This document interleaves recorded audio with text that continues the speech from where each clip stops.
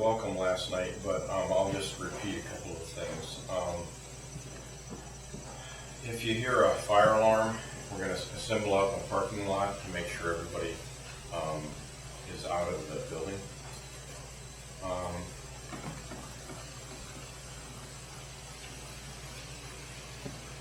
We do have books and CDs available. Mike, I don't know if he's the one to see. Yeah, just a quick reminder, the books that are on the big table, you can choose a book or a CD or a disc and look at the price list and put the money in the envelope on the table.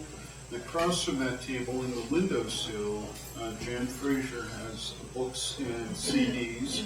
And if you like one of those, same thing, there's a price list there. Pick your book or CD and put your money in the envelope over on the windowsill for the Jan Frazier books and CDs. Check's okay? A check's okay? They're okay with TAT. How do you feel about that? Checks are fine? Are they gonna still be there when Jan, you're gonna take them with you? So you should know that Jan's stuff will be available until about 1 o'clock, no, 12 o'clock. Should be up to you.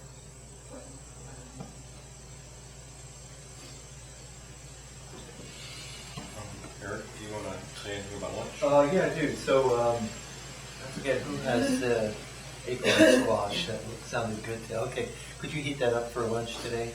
If you remind us what our lunch schedule is today. Okay. So lunch is going to be from 12:15 to 1:15. We're going to break here at noon, so we have between noon and 12:15 to How long that would take? Is that 15 minutes or 20 minutes, something like that, to heat that up? Okay, so that'll work. I haven't decided about the Chinese stuff, though. Maybe could we bring out some of it at lunch? Like a little portion, because we have a lot of things, but it'd be nice to offer that. So could you handle that? Yeah, I'll fire you. Okay. Let's see, so maybe 2 people to help bring things up. Thank you. Yeah, I have some turnip salad that I just brought, turnip and apples. But I don't Okay. think that's for lunch or Something cold? Yes, Yeah. if you wanted that instead with the soup. Either way, I'll help at lunch Okay. with the. Okay. Good. Just a reminder that your cell phone should be off or set to vibrate. Does anybody have any other?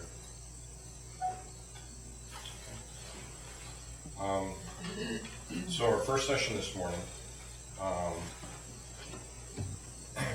is You Are Not What You Think, and Jan's going to be presenting it.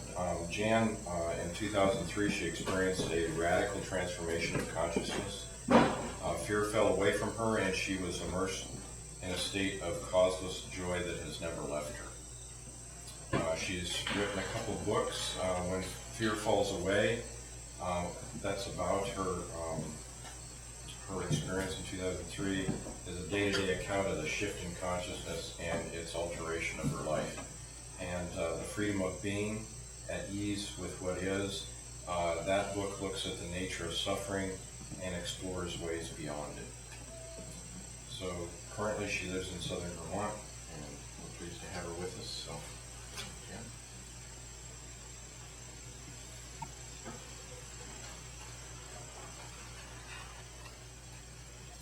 Good to see you all. Can everybody hear? Yeah.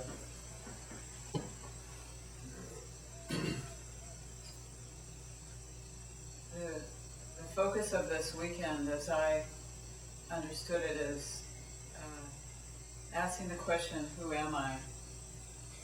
What am I? And it may be a lifelong matter coming to an answer.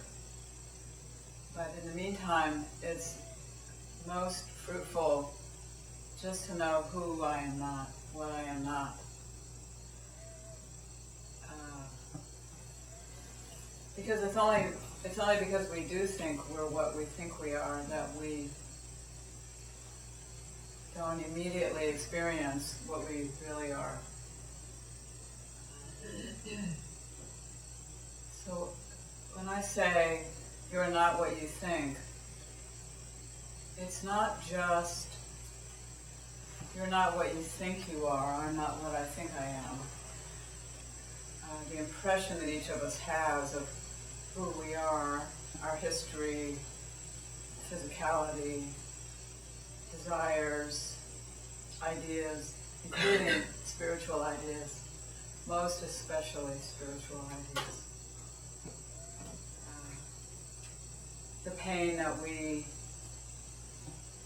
carry around as part of our bodies, it feels like, from before, the ways we want to heal, the things we want to accomplish, who we are in the world. All of that, you may say, is appallingly obvious to you by now because you've been watching it, exploring it, feeling weighted down by it.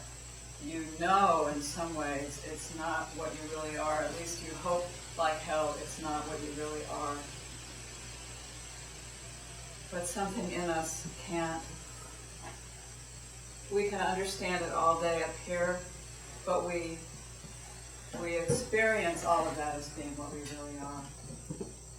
So the idea you are not what you think, it's obviously about that. You're not what you appear to be, never have been, never could be. However spruced up that self managed to be, however healed it managed to be. It's not just that. It's that what we deeply are cannot be known, cannot be touched, accessed by the thinker. It cannot be known by the ordinary mind. So by definition, if you can think it, that isn't what you really are. And so when we get together in a setting like this, or read a book, or write a book, we're entering into, we're frankly giving ourselves permission to enter into an arena that is mind-made. We are looking at ideas, we're saying them, we're writing them, or reading them. We're giving word labels to things. In a sense, it's useful because it's suggestive, it points, but it's always a pale approximation of the lived thing itself. And the worst thing you can do to yourself is to over-dignify any of it. To think, if I can just practice hard enough, try hard enough, understand profoundly enough, come up with enough different ways of saying it. Refer to myself in the third person as the character of the body-mind. Somehow we give ideas and language, concepts, more credit than they can hold. What we want, all of us, from the beginning to the end of our lives, whether or not we think of ourselves as spiritual creatures, what we want is not to have missed life. And some of us will frame that as, I want to know the truth. I want to know what I really am. I don't want to be distracted by illusion. You can frame it a million different ways. But talk to anybody when they've been given 24 hours to live. And I'm talking about each of us here. Ask them, what is it that you want in these last 24 hours?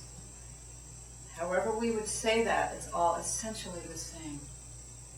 We want a little more life. Well, we want to really live. We don't want to confuse our ideas of things, including our idea of the self, for the juicy thing itself. So what it comes down to is, first, to be in the moment. It's all in the moment. That's all. The only place anything fruitful, revelatory ever occurs. to be attuned as much as I can be in any given moment to what I'm not, what is of the mind, what do I think I am, what do I think is real.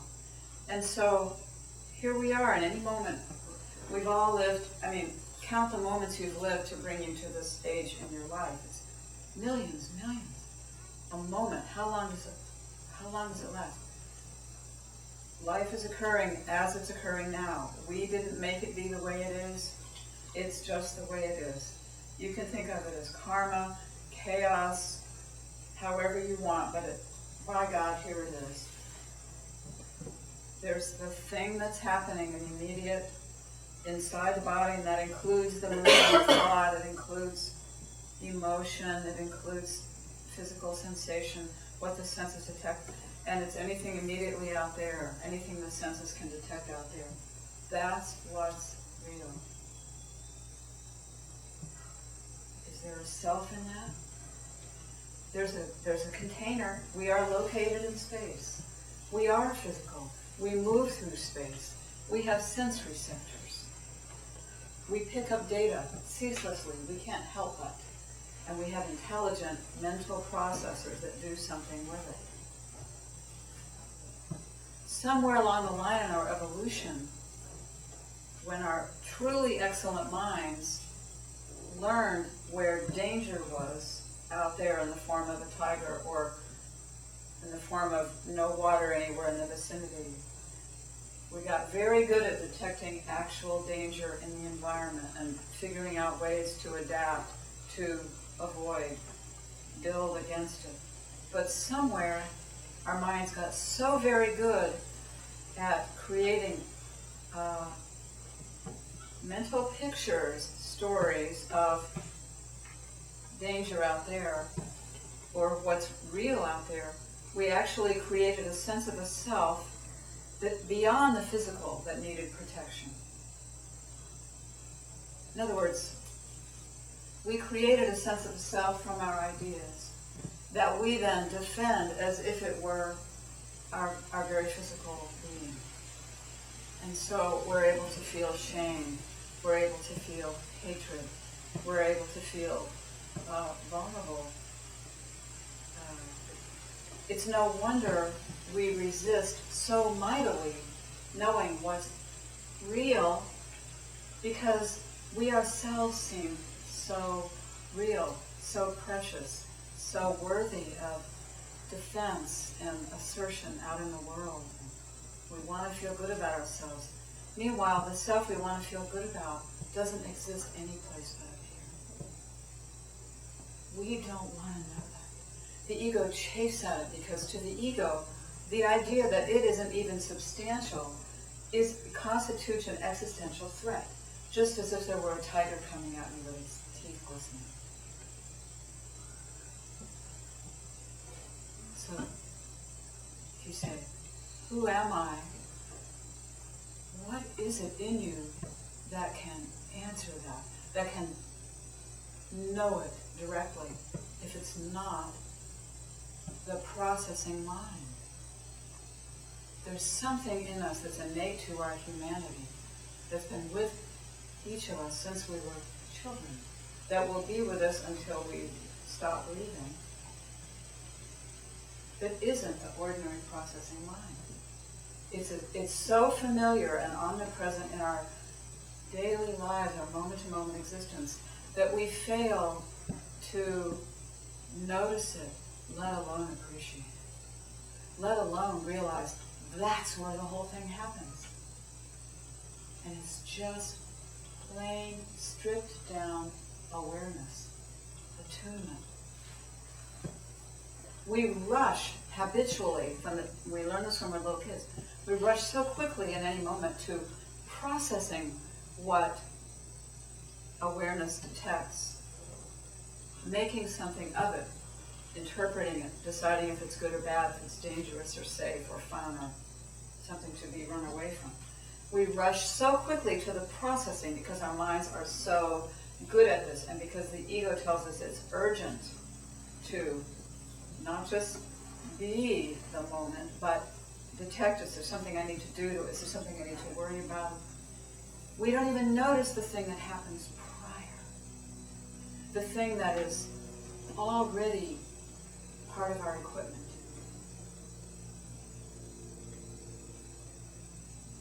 What happens, at least this is my sense of what happens at awakening.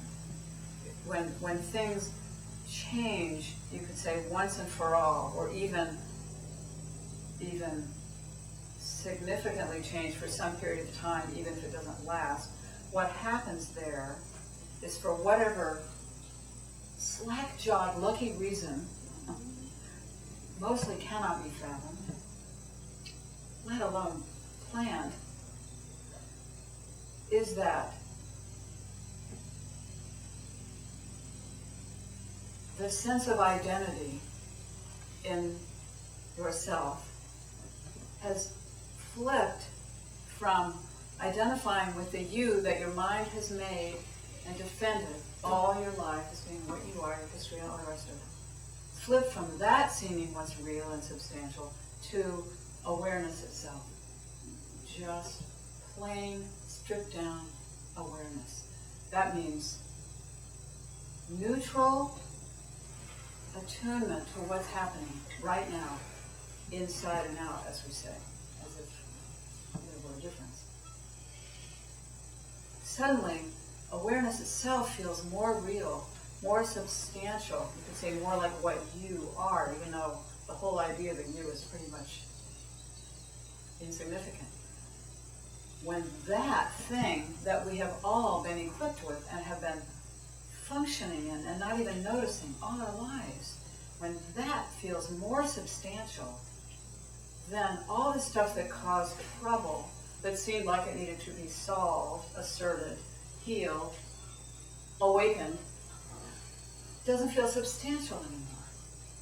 And so a lot of people will lament, that report, some of them are just grateful, but most lament. They say, yes, I had that for a day and a half or 4 hours or 90 seconds or 6 months, and then it went away.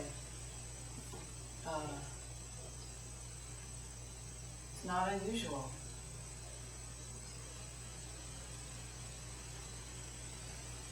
So when we undertake earnest spiritual inquiry by whatever method, whatever sort of path we like to tell ourselves we're on, what's engaged there, of course, is the mind, in cahoots nearly always with the illusory sense of self, the ego. It is operating under the impression that that very thing that wants so much to wake up, can wake up. It cannot wake up. It doesn't wake up. Its whole mission is to improve itself, feel better, feel like it's doing something worthwhile. It is not, it is incapable of experiencing. The question here, the thing that wants, when it's got an hour left to live, the thing that wants another juicy bite of life, doesn't want it to end. That is about experience. It's an experiencer. Awareness feels inside, feels a broken heart if a partner has said, I don't want to be with you anymore. Awareness just, lets itself be stabbed. Now, this is awareness as it's expressing itself right now in a human body, which each of us have. We do love, we do feel grief, we do decay, we do die, we get sick. Our hearts break at the spectacle of what's going on in the natural world, or political, whatever it is. So that the thing that actually feels, that senses what's in the room, what the body feels like, that can sense ferocious mental activity going on. That thing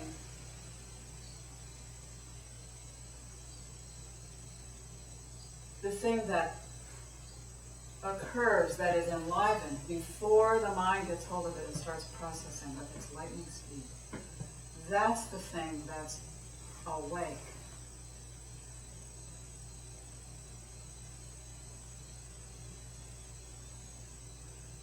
The usefulness of our talking, or my or your trying to understand about all this, what's actually going on, believe me, it occupies me. If there's anything that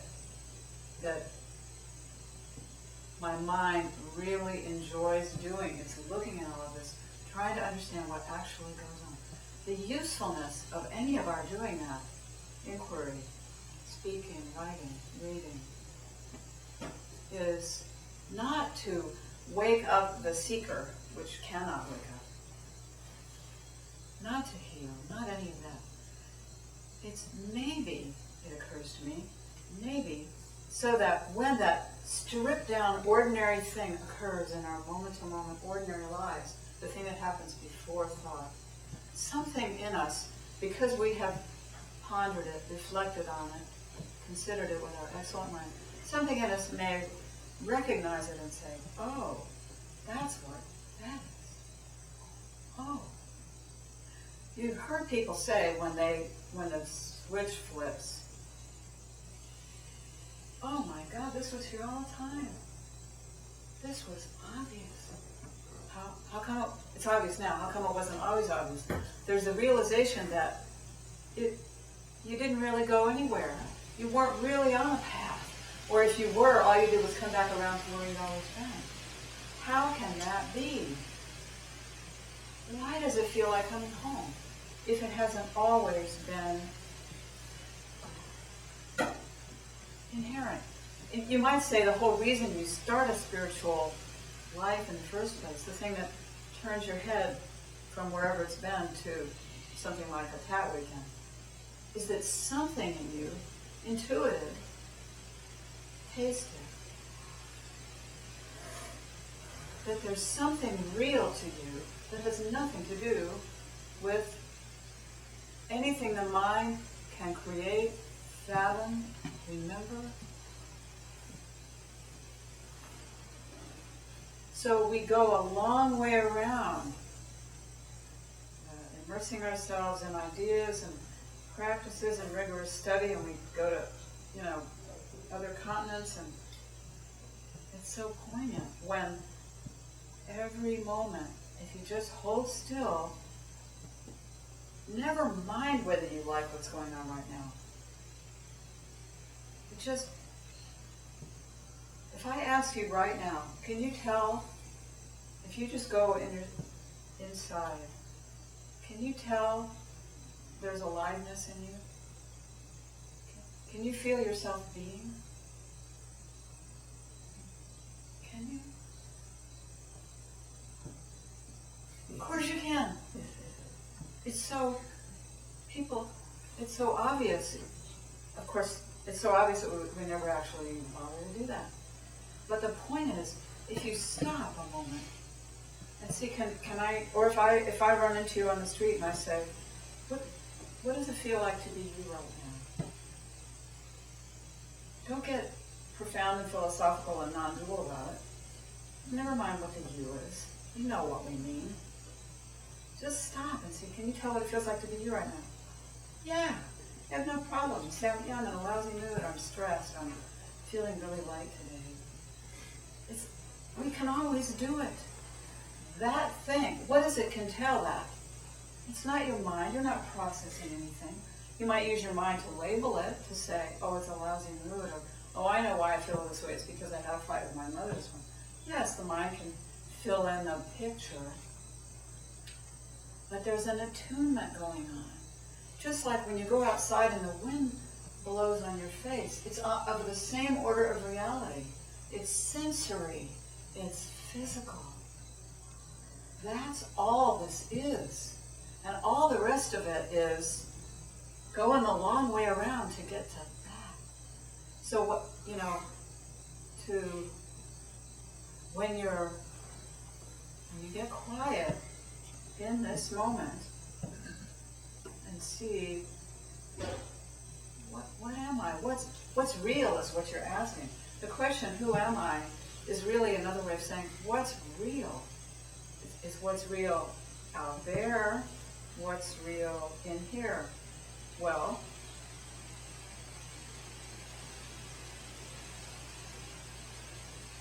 all of that stuff that we detect, whether it's interior, whether it's the movement of thought, or physical sensation, hunger, tired, or it's I'm sitting in this chair so I feel this, I can feel the air is cool, I can see all of you. What's real is in that way is constantly in flux, isn't it? It's staggering if you really pay attention. The most god-awful uproar you've ever been in, emotional, you think of one in the past, when you were in it, you couldn't imagine it would ever be over, but what do you know? So, whatever you're in right now, it's fleeting by definition. This building is fleeting. Everything is in constant flux. But the thing that's aware of it, the thing that's aware of any piece of it right now, awareness itself is the same moment to moment. Awareness is unaffected by what it's aware of. The ordinary mind cannot understand that. The ordinary mind protests, no, because we think, typically, in the ordinary way of talking about these things, looking at them, we think awareness is the same thing as thinking, processing. What is it? Lisa said this morning in the yoga that some of us were doing. When you become aware that you're thinking, what is it that's become aware that you're thinking? There's only two kinds of things that can go on when you're thinking. You're either completely inside the world that the thought has created, which is the popular option. You know what it's like. You're lost in thought. It really does feel real. You're doing that, or you're outside of it, seeing that thought is occurring. Only two possibilities. Only two. However much the ego might protest. What is it that can see that this is thought?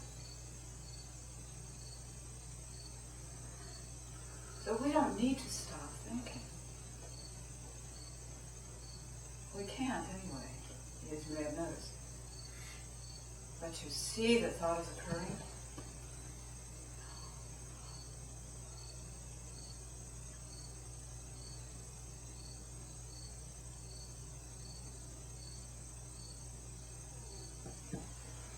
This whole thing is about, it's not about changing. Oh, how that does great. Especially if you're suffering a lot. We want, above all, to feel okay, maybe even feel good.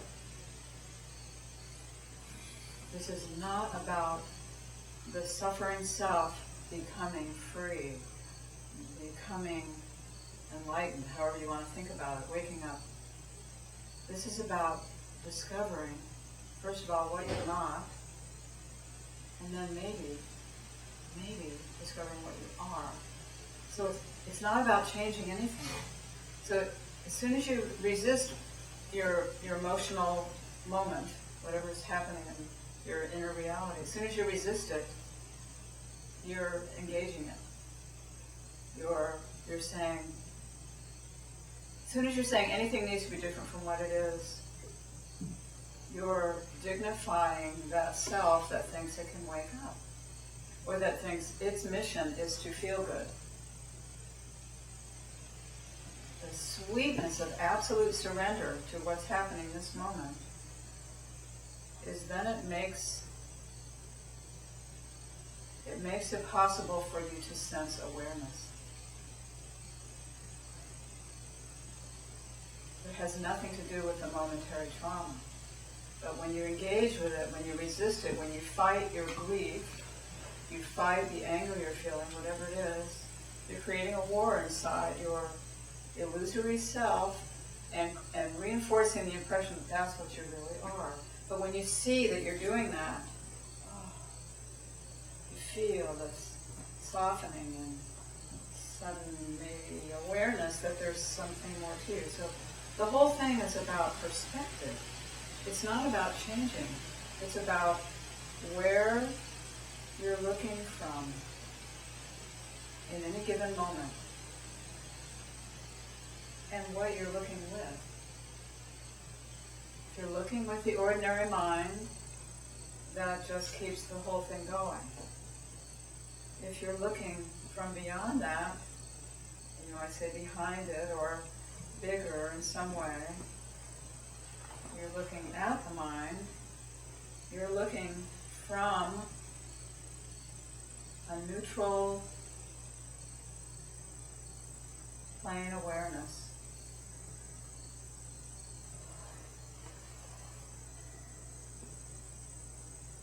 That notices that everything comes and goes.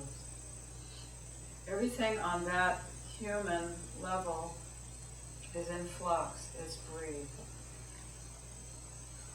So the you that we keep insisting is what we really are, that sure does feel real, it sure does suffer, it sure does want to wake up, that you literally does not exist outside of the mind. All you have to do is pay attention to what awareness only can detect, which is the fleeting nature of sensory data, the fleeting nature of whatever the emotional life is, or the mental activity, or the physical, whatever the immediate environment is. All you have to do is notice the fleeting nature of that to realize that none of that, none of the thoughts I've had, none of the problems, none of my memories, none of that is real, because it doesn't exist any place but up here. And yet we have our lives. What does that mean? Here we all are, we each have a personality, we each bring decades worth of history, yearning, broken hearts, all the rest of it.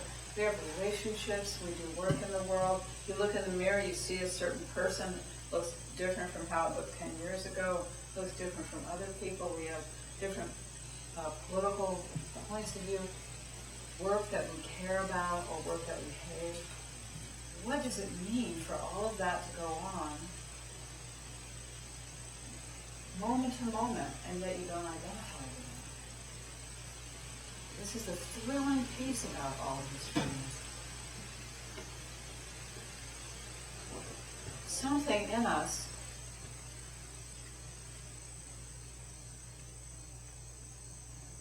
you could say simultaneously is attuned, can be attuned to unchanging, unrufflable awareness itself, even as it is embodied, particular, mortal, capable of love, capable of fun, capable of grief, without identifying with any of it as being what we are. That's a miracle. That's what Jesus is about to me. What is it to be? To live an incarnated life, fully, physically alive, unafraid of mortality, unafraid of a heartbreaking, able to feel grief. What is that like? Yes, and you could pull completely away from all of it and live in a cave and be not engaged on a human level, and some people move to that. But it isn't necessary to do that. But you play, you decide to play, you will have a broken heart sometimes. You will love your beloved dog or brother or partner or friend will die. You will die.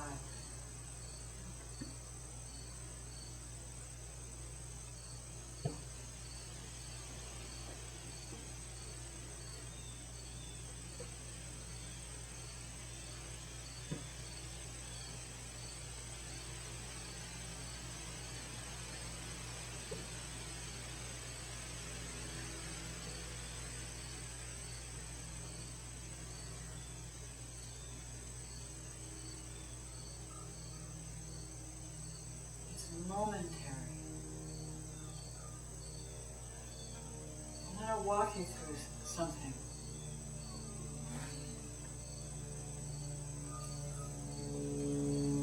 If you wake up in the morning and you notice you've gotten up and you're going about your business, breakfast, getting dressed, whatever the morning holds for you, and you realize what today is going to be like, and it's stressful. There's something you're not looking forward to doing. Or maybe you woke up trailing a nightmare or a memory of what happened the night before. So let's say you're not in a great mood at the start of the day. You might just be lost in the way you feel, but then if you see somebody who loves you, says, "What's up?" They see in your face you look troubled. Then awareness turns on and you say, "Oh, I'm feeling kind of lousy because of whatever." Awareness notices that you're feeling kind of lousy, but the awareness isn't feeling lousy. Do you see this? Later in the day, you got let off the hook, or something wonderful happened. Something came into the scene that completely changed your inner state. And you're feeling lighthearted and relieved, looking forward to whatever, something, eating a meal you love. And then awareness may be noticing that there's a lightness that's coming to you. A difference from before. The awareness is able to detect how you're doing now. And you could say the mind really is able to compare that with what the awareness detected this morning. But the awareness is not feeling lighthearted. It just sees how you're doing now.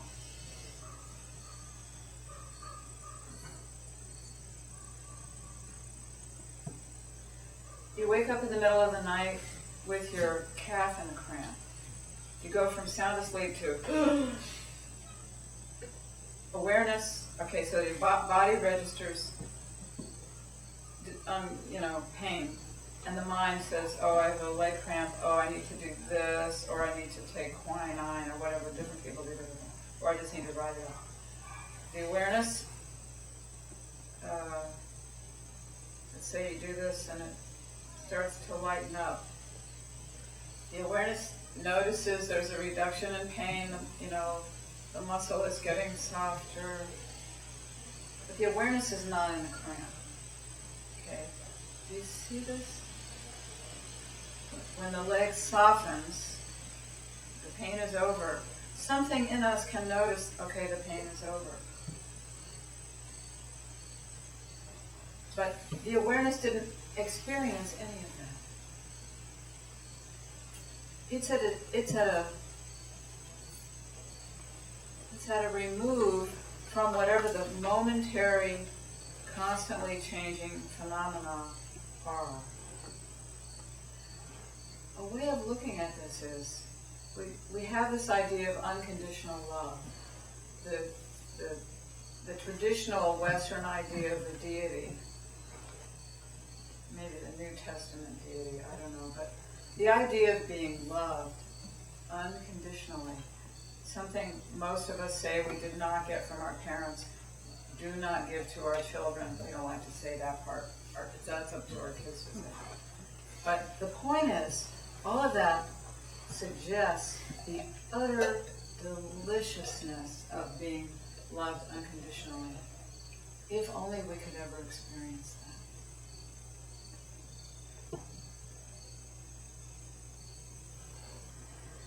Unconditionally means it doesn't matter what we do. It doesn't matter what wrongs you've committed, how blind you are, how inattentive you are, how wounding you've been. The love, you could say spaciousness, that holds the whole thing is unaffected by it. It's there. It's its same self no matter what. That is what we're talking about here. That's what awareness itself is like. We embody this already just by virtue of our humanity. This is not a mental thing. The mind cannot understand it. Why do you think when we go out in the natural world, when we sit on a beach or walk through the woods or look at the mountains, why is it that we ourselves feel spacious in that environment? We feel relieved briefly of our burden. Because it's neutral. It doesn't recognize or care about our pitiful little private traumas. Something in us finds rest in that, doesn't it? Something in us is like that. Isn't it? You can be the worst possible person, the worst thing you've ever done in your life, on your worst possible day, the greatest agony you've ever felt. You walk out among the trees and they don't know or care about what you're experiencing. And yet it's profoundly peaceful there, isn't it? It's like, that has nothing to do with the mind. That's why it's peaceful. It's experience. Experience is what we want. But we don't get a self from experience. Historically we have. We have had our life experience, we've processed it, made it into a story, made a sense of self with identity, with dignity, or with full of failure, or beauty, or power, or however it's been. But that's all done by the mind. It collects bits of experience, bits of recollected experience, and makes something of them, gives them meaning. But what is it? What is experience itself? What is it that's aware of the immediate? What is feeling? And how is that different from anything the mind does with it? So if you come upon a conflagration, you're driving at night, and suddenly you see bright, I can't say it because as soon as I say it, it's defining how you might see it, but you've had an experience like this, many of them, so many you've never even paid attention to. The heart, the eyes move toward the animal in you, moves toward what the mind quickly tells you is fire in the distance. Something's on fire. But first, the eyes took it in. Or if you're close enough, the body felt the heat. The ears maybe heard the crackle. All of that happens in an instant. And in the very next instant, the mind says, fire. And in the very next instant, something says, destruction, danger. The stories start right up. And to some usefulness, you might be able to go get somebody out of that fire. I'm not saying that isn't useful. I'm saying pay attention to what happens first. Never mind that it's a fire. Or you might even be, the animal in you might at first have this feeling of thrills and the power of it. As you might if you're walking out in a hurricane or something in us, the animal in us, before the intelligence registers possible danger, something in us thrills to it. It's exciting. And then the usefully built self that has made and lives in the civilization registers, oh, maybe there's something that needs to be done, blah, blah, blah, blah. But something happens prior to all of that. If you watch what happens in your own life, this is what all the inquiry gets focused on. When somebody rubs you the wrong way, you feel let down, you feel like you've made a fool of yourself, or you've tried really hard to be clear and you can tell you failed, or you got snubbed, whatever happens,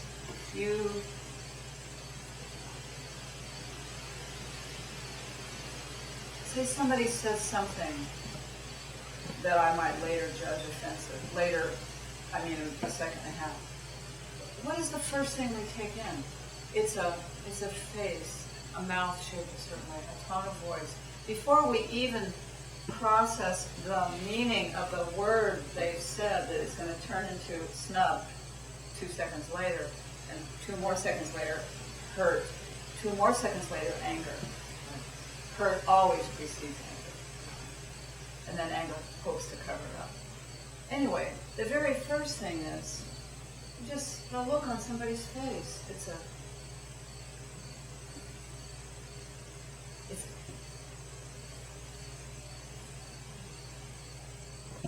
I'm not saying you shouldn't go to the next step, process the meaning of the words. You can't help any of that. It all happens so fast. I'm saying what's fruitful is to notice, if you're going to do something like inquiry, notice that there's a gap. That there's the thing that occurs, the detection, the awareness, detecting what's happening. How quickly the ordinary cognitive making excellent mind processes it, interprets it, knows the meaning of the words and so on. And then the next thing that happens, and this is not all of a piece, that's the point. The very next thing that happens is the sense of self that's oh so fragile and has so much riding on every scrap of every encounter we ever have. It says, well, what shall I make of this? And then you're off and running. And then the spiritual seeker person will notice all of that happening and that it hurts and say, oh my God, how can I get this to stop? Or how can I explore this and make something of it? Or how can I, best yet, how can I get my revenge on the idiot who hurt me? Hurt. It's all about hurt. Well, we don't want to live with hurt. We don't want to just feel a stab. But, it's all occurring, you could say, lightning speed, but there is an order. These things occur in steps. And when, whether it's for 5 minutes or decades, when what feels most real to you is awareness itself, actual experience, you often don't even you don't take the step beyond the sensory, immediate felt to move on to the interpretive, let alone do you go to the construction and maintenance of the self and retaliation and all that. The point is, this thing about momentary awareness, actual felt experience, is part of our human equipment. It's not about waking up. It's about becoming, the willingness to become more and more attuned in a real way that does not resist anything, what's actually happening in me in this moment. Not through the filter of a bunch of spiritual ideas. God save us. That's exhausting. Or you could say it's useful for a time to a point, but please realize it's all mental. It's all mental. It will not save you from the momentary felt experience of what it is to be alive right now. And that's with us. If we just slow down when we become conscious, in any moment in which you become self-aware, that is a blessed moment. And we're not always self-aware. I don't have to tell you. Don't lament all the moments you weren't self-aware. They're gone. They're gone. But right now you are self-aware. Notice, just slow down. Notice, what does it feel like in here right now? Don't create walls in yourself. What do? We say, I'm noticing I'm in resistance. Oh, that's bad. Awareness doesn't give 2 shits that you're in resistance. It just sees that it's happening. It doesn't get all contracted and become a spiritual kind of awareness. It just notices that resistance is occurring. Just notice it. Oh. It's not about trying to get resistance to stop. Well, as soon as awareness is in the picture, you've seen this happen. You become aware the tension in your body, what do you know? A couple seconds later, very likely it's gotten softer in there. But not because you tried to stop resisting.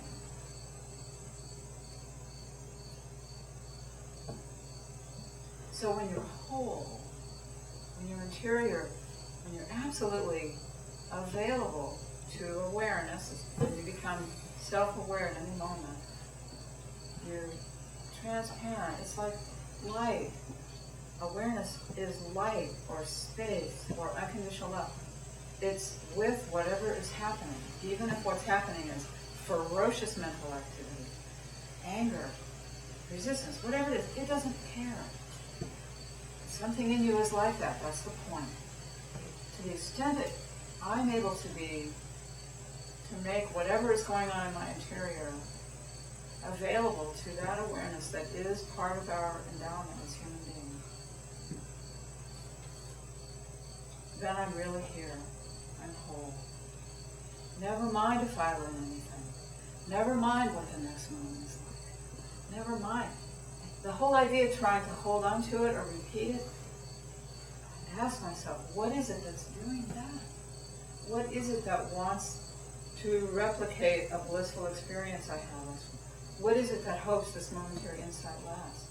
Awareness doesn't hope momentary insight lasts. It sees that the desire to hold on to it is there. Do you see this?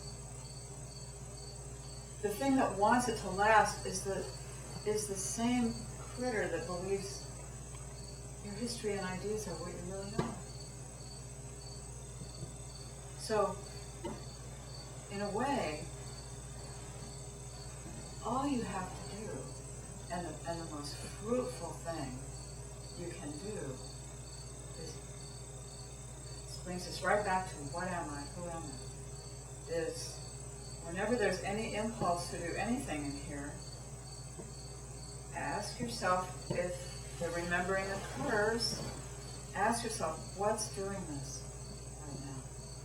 What is it that wants to understand, wants to hold on, wants to wake up, hopes at last?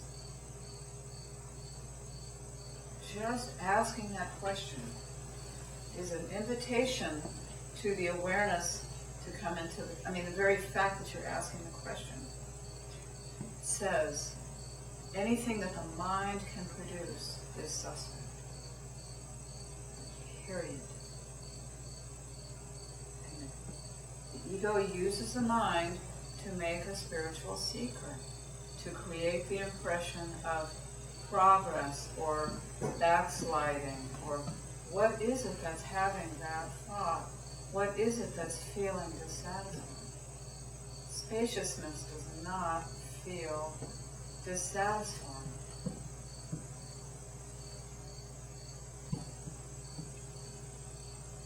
But we want the spiritual life, the path, the inquiry, to be more complicated than that, than simply saying, what's doing this wanting, what's asking this question, what's trying to hold on. The spiritual secret self cannot bear to have it be that simple. Cannot bear the idea that the thing we long to know, the thing we long to live as, is already within us. We want it to be complicated. So when you say, what is it in me that can see that I'm thinking? What is it in me that can tell I'm in a good mood? And you realize the mind that remembers your name and what your problems are is incapable of experience. What becomes vivid is, in a way, there's two of you. There's the thing capable of experience, of awareness, of direct knowledge, living, actually living, tasting the juicy thing that life is. There's that, and then there's the thinker. That is the maker and maintenance crew of the you. those two do not talk to each other.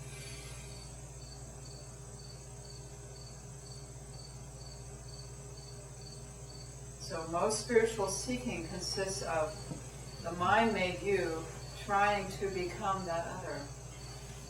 It ain't gonna do it. It can't.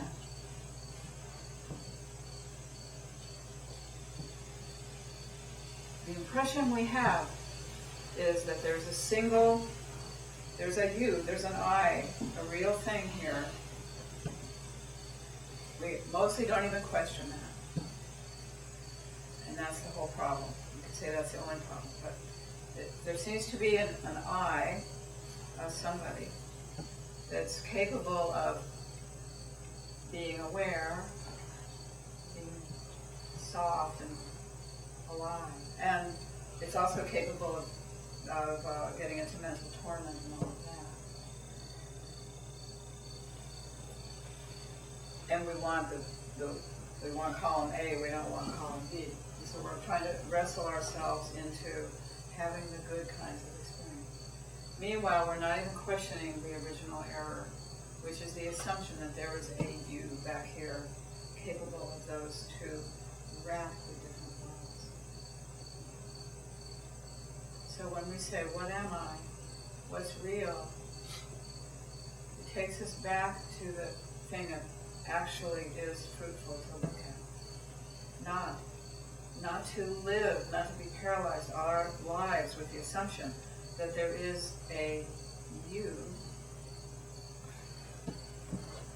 that can go either of those directions or do either of those things. Or that the you we seem to be is capable of becoming unconditional love.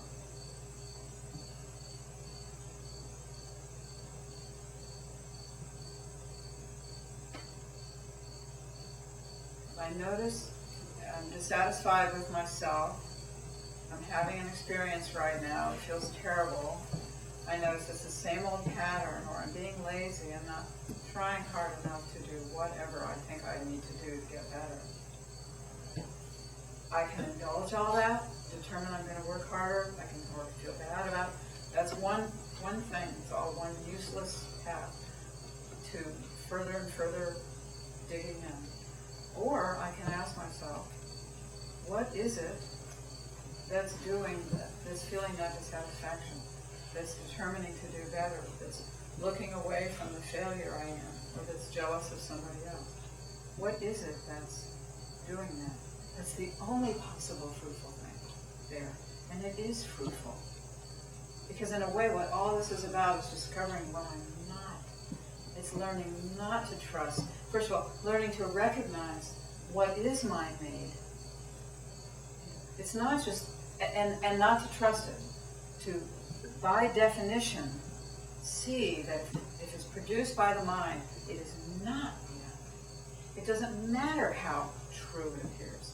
It's at a remove from the real thing. It's like trying to describe a fig, which several of us got a yummy taste of the actual unit in the mouth. It's like the difference between the saliva and the taste buds and all of that. Oh, the sweet. And any possible pitiful words I can try to put to it like I just did. That's so obvious to us.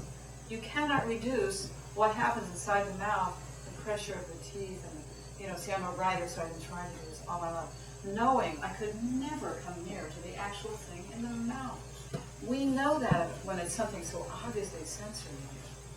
But when we start talking about spiritual stuff, we somehow often get into thinking the idea itself can either be the thing or can get us there. It's useful only to a point. Meanwhile, life is ongoing. God, every moment we're here. Yes, in any one of these moments, if I came to you and said, however you feel right now, euphoric, crappy, doesn't matter. Can you feel you're alive? Always. And sometimes being a human in a body and a life with relationships and work and physical condition feels bad. Sometimes it feels good. Whatever. It's all alive. It's all going to change. It's the nature of being embodied that would occur. But meanwhile, what is it that's able to watch it occurring?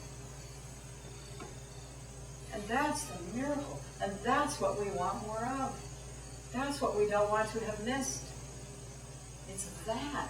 It's not really that we want to have made something of our lives, or we want to have found love, or we want to be respected, or whatever.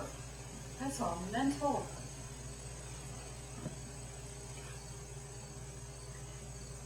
So all day, every day, what's happening is what's happening. We didn't make it happen. I spent my whole life for 50 years thinking, if I can just make the right things happen out there and somewhat in here, then I'll be happy. Because I had never even noticed myself believing, and here's where the mind is really imprisoning, believing that the only way I could feel good would be if things were a certain way. I never even saw that I believed that. It was such an obvious truth, I never questioned it. So a lot of the way the mind really has us, it's not just in the momentary mind stream, which you could say is a really minor point, because it obviously just comes and goes. That's the way we live in the mind, the way the sense of self is completely mind-made, has way more to do with the stuff we believe is true that we don't even know we believe. We don't even recognize it as a belief. That, for instance, that there's a single you that has different kinds of experience, or that the you that suffers can wake up. Or that people should be a certain way, I should be a certain way, that one way is better than another way. Sometimes when people will say that as they're getting more and more, they feel themselves living more and more truly in the moment and not constantly taking refuge in things their minds can trot out about before or later. Sometimes people will report, and they're troubled by it often. Nothing seems to mean anything to me. What did I say? The things that I really cared about, clubs or relationships or work, whatever, my looks, my house, it's like a lot of stuff's falling apart. People are confused by me, and I don't know what to do about it. It's kind of trouble. Well, it's at a time like that it begins to be really vivid to us just how much all of that we've done, that we've put in place, was done so that we would have a sense of self. Because meaning seems to define a worthwhile human life. But when you've been told you've got an hour left to live, the whole meaning thing is just gone. Period. You don't want meaning, you want life. Well, that's what you want now. It's what I wanted, but I told myself that the way, whatever all the outcome out there was what was that I did need the meaning, and that certain things were important and all of that. Meaning lives in the mind. Value lives in the mind. All we know, all we have is this moment. This felt, lived, experienced moment, including in here. And if you go looking for a you, you're not going to find it. And that is alarming from the point of view of the you. The only way we have a sense of you is there's over time, as we say, which occurs in the mind. There's a continuity, there's memory, there's a sense of having had the same values. Over time, there's a sense of memory retained, lessons learned, unresolved issues. If I ask you to tell me who you are, you have got to go into your mind to visit that long before you begin to get to the part of articulating it in a way that I may be able to process, I may get a picture in my mind of who you are. That's mental. But if I ask you, what does it feel like in you right now? You don't have to remember anything about who you are in order to do that. And yet, it's real. It's a kind of real. You can tell if there's hunger. You can tell if there's mental activity, if you're not in it, but you're looking at it. You can tell, you can detect that. It's all in flux, none of it's going to last. But you can't directly experience a self. You never have, and you never will. And that is alarming to the self. Don't expect it not to be. But if you feel alarmed, if you feel like you're on a precipice, ask yourself, what is it that feels the alarm? Awareness isn't alarm.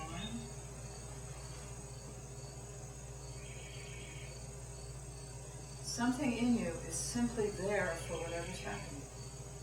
Just like the morning the World Trade Center was plowed into, and all of that nightmare was occurring, the space inside the offices, the space around the buildings, was just there for whatever was happening.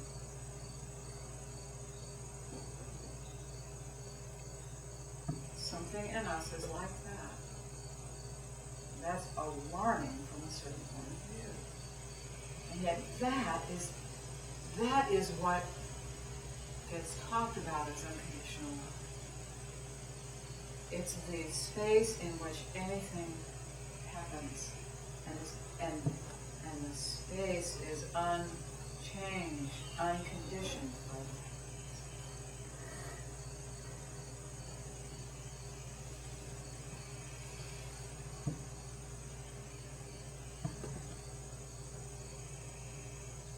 So if I ask myself, just sitting in a quiet moment, pondering, who am I?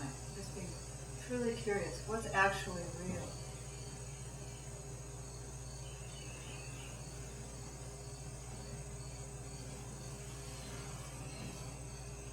My mind cannot approach an answer to that. Cannot. But something in me can. What feels real? It's just that there's no continuity of the embodied view from moment to moment, except parent body and memory, but that's all in the head.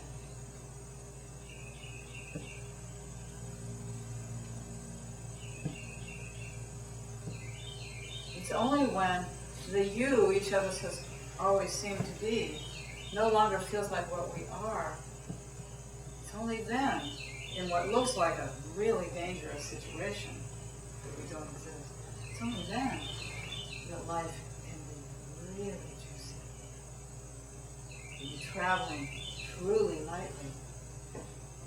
No more grudge, no more ambition, no more seeking. The price of the you that does seem to be continuous over time, that lives and is constantly recreated and defended and all that, the price of that is a god-awful burden. I have to tell you, it's not so damn precious. When you consider that we have to haul that around into every weekend, every encounter, every meal we make, every conversation. It's like everything we say to another person gets run through the god-awful dense filter of that self. And then that's how we process one another, isn't it?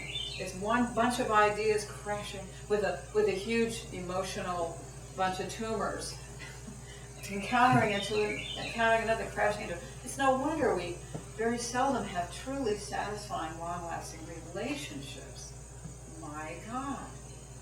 So to be unburdened of a self, to realize that it always was made up,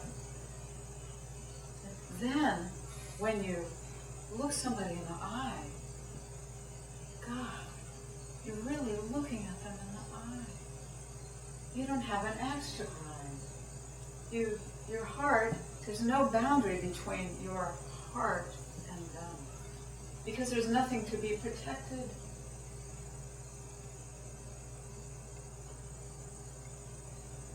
But you don't carry them with you if they're in agony and you really feel it deeply, or you come upon an animal that's been hit by a car but didn't manage to die. Of course it hurts. God. But when you walk away, you know, the reason you can walk away and not carry it with you, or the reason you can walk away and not carry your own momentary, or maybe not just momentary, grief about something. The reason you can walk away and not be burdened by it is that you let yourself feel it when the feeling needed to happen. You let your heart break. You're listening to someone who's in agony, and you really, really take it in. Because that's what they're feeling right then. You're in the presence of it. Then you are unconditional love. Because you give a thing its due. Now this is not something created by your mind. This is not something about your precious self in the problem. You're in the presence of actual momentary reality. The animal that's been hit by the car, the person who's in agony, the recognition, the news you got that your mother just died, whatever it is. You feel it, you feel it, you feel it. And then when it's been given its due, then you, as your life continues, you're light. You're not hauling it around. You're not afraid of pain, physical pain. So yeah, you might get Alzheimer's. What are you going to do? You know, you'll have Alzheimer's when you have it. Lucky you won't even know you have it, probably, at least not after a while. There's nothing to be afraid of. All that's real is right now, and sometimes right now hurts. Okay, it's alive. I bet it's time for me to shut up. It's time, right? Did we say 11? 11, yeah. Okay. Okay, so I think we've got a 15-minute break. So I'll ring the bell about 5 minutes before we reconvene. And then we'll have a time for question and answer from 11:15